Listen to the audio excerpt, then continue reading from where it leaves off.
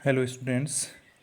हमारे सिलेबस में 4 पोएम हैं। चारों पोएम 9 नंबर के हैं। इन 9 नंबरों में से 2 एक्सप्लेनेशन आएगी जिनका रेफरेंस टू कॉन्टेक्स्ट करना होगा और वो 4 नंबर की होगी।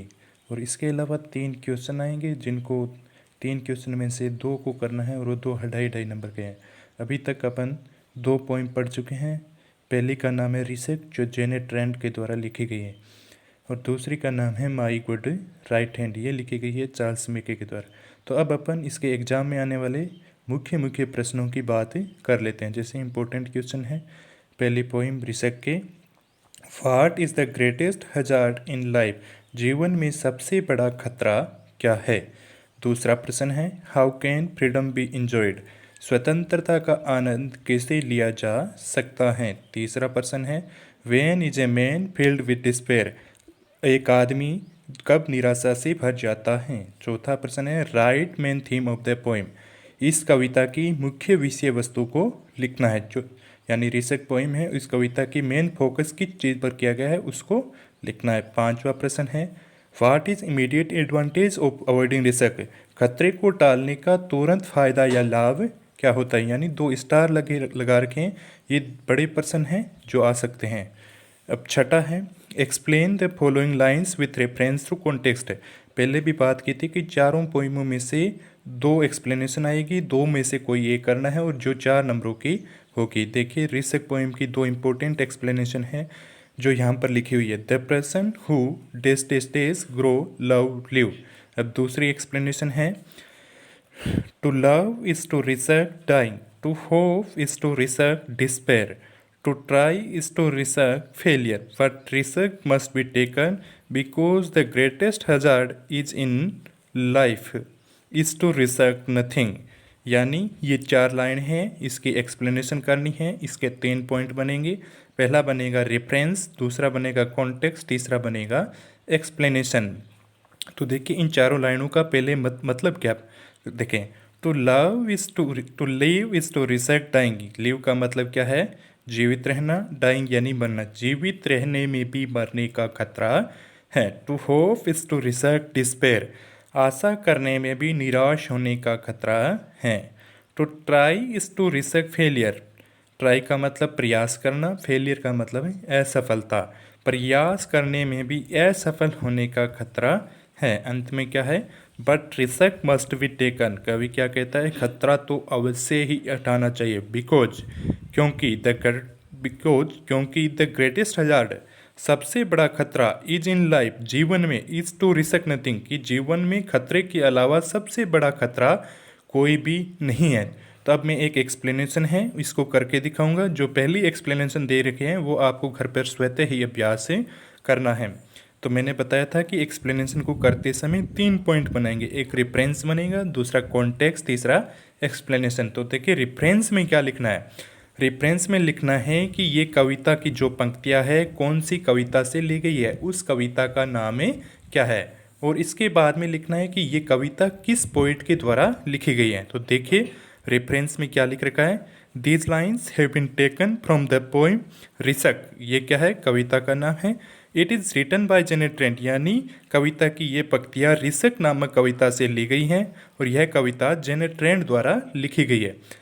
अब कॉन्टेक्स्ट का मतलब भी क्या होता है, संदर्भ होता है, लेकिन ये अलग संदर्भ में बात कर रहा है। देखो कि इस कविता की जो ये पंक्तियाँ हैं ये किस संदर्भ में बातें कर रही हैं उसको लिखना है। Risk is a motivational poem, risk एक प्रेरणादायी कविता है। It motivates young man to take risk in his life, यह जवान लोगों को या जवान व्यक्तियों को अपने जीवन में खतरे लेने के लिए प्रेरित करती हैं। Risk is an integral part of human life, risk मानव जीवन का अविभाज्य अंग है। अब इसका अगला पॉइंट बनेगा एक्सप्लेनेशन। एक्सप्लेनेशन का क्या मतलब है, व्याख्या।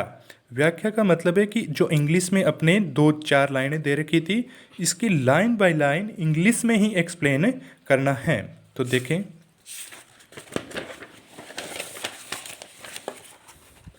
इंग्लिश में ही एक्सप्लेन करना है।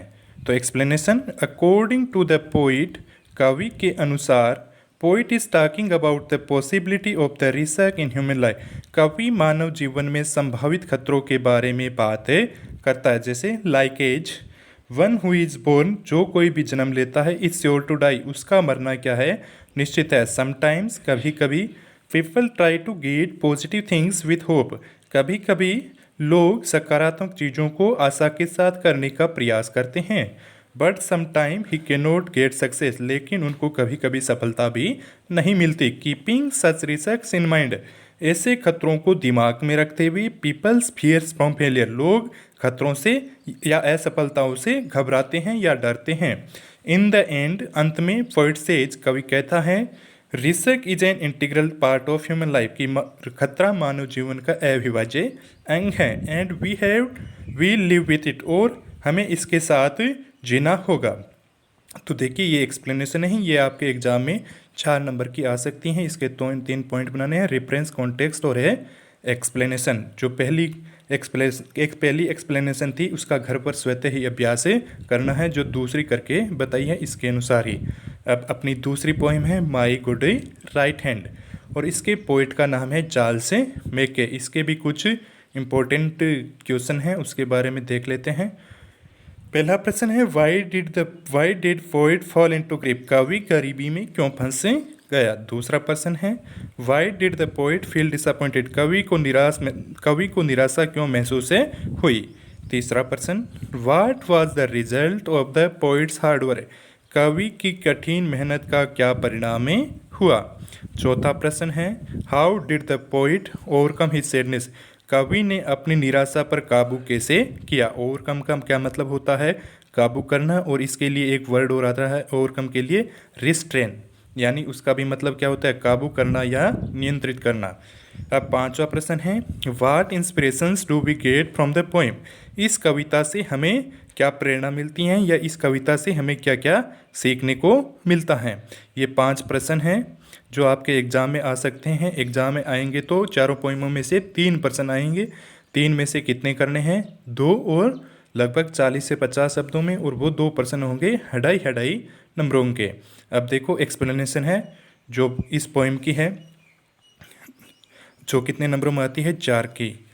आई fell into grief days but dreaded their gold, ये जो आपकी पोइम है माई गुड राइट हैंड, ये इसका पहला पैरा है आपकी टेक्सचुअल बुक में। इसका भी आपको घर पर स्वतः अभ्यास करना है, जैसे कि आपको पहली पोइम का करके दिखाया था, तीनों पॉइंटों में रेफरेंस, कॉन्टेक्स्ट और एक्सप्लेनेशन। दूसरी पोइम द फ्रेंड्स, दूसरी एक्सप्लेनेशन है जो the friends who had left me days my good right hand, ये इस पोइम का अंतिम पैरा है, जिसका अभ्यास भी आपको स्वतः करना है। तीनों पॉइंट बनाकर रेफरेंस में, कॉन्टेक्स्ट में, एक्सप्लेनेशन में। रेफरेंस में क्या लिखेंगे, these lines have been taken from the poem name is my good right hand and it is written by Charles Mackay. और कॉन्टेक्स्ट में लिखेंगे कि ये जो लाइनें दे रखी है एक ही संदर्भ में बात कर रही है, और फिर इसकी explanation line by line. Thank you.